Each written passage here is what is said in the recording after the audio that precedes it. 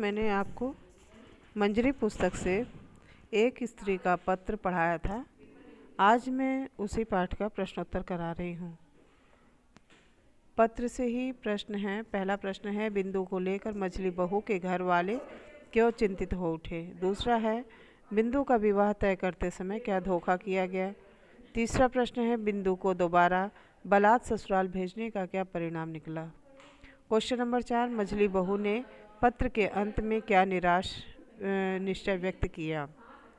ये प्रश्न हैं, आप कर लीजिएगा। चलिए पहले प्रश्न का आंसर बताते हैं। बिंदु को लेकर मछली बहू के घर वाले क्यों चिंतित थे। आंसर है, बिंदु एक अनाथ लड़की थी। घर वाले उसके साथ रूखा व्यवहार करते थे और उसे अपने लिए बोझ समझते थे। सेकंड क्वेश्चन है, बिंदु का विवाह तय करते समय क्या धोखा किया गया। आंसर है, बिंदु का विवाह धोखे से पागल लड़के से करा दिया गया था। प्रश्न नंबर 3, बिंदु को दोबारा बलात् ससुराल भेजने का क्या परिणाम निकला।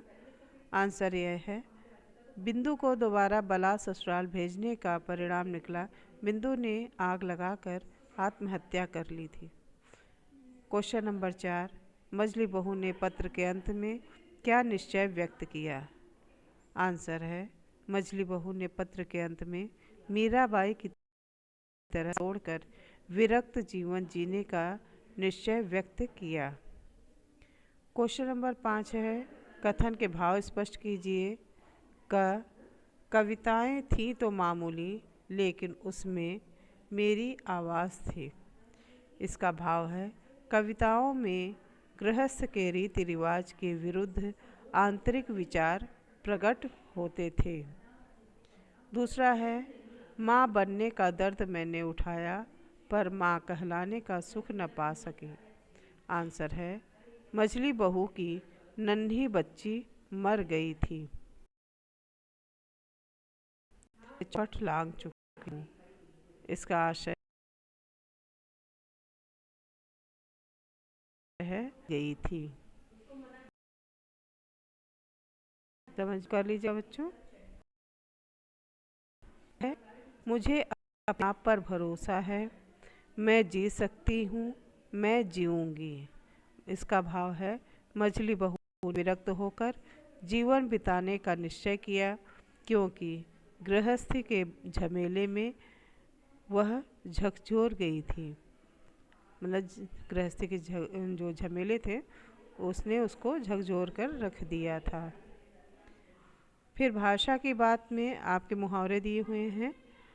चैन की सांस लेना, आराम अनुभव करना।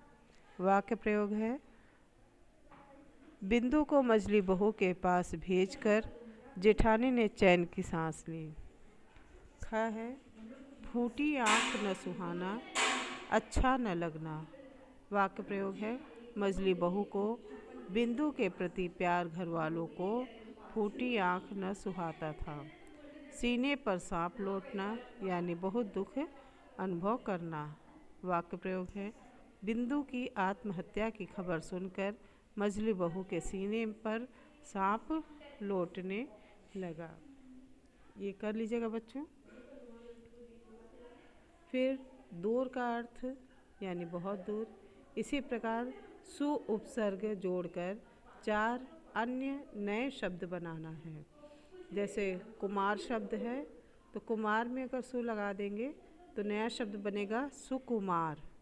ठीक है, ऐसे प्रसिद्ध में अगर सु उपसर्ग जोड़ेंगे तो सुप्रसिद्ध हो जाएगा। ऐसे गम में सु जोड़ेंगे तो सुगम।